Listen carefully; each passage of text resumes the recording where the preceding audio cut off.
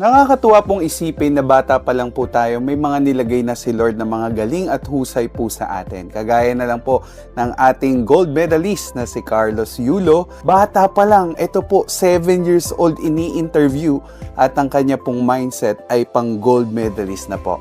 So pakinggan po natin. 2009 po yung palarong Tacloban. Ako po ay natalo. Dahil po, di ako nag-training maigi. Pumalik po ako dito at nag-training. Noong 2011, may 20 sa Pampanga. Nanalo po ako, champion. Sa susunod na palaro, sana po maging champion ako.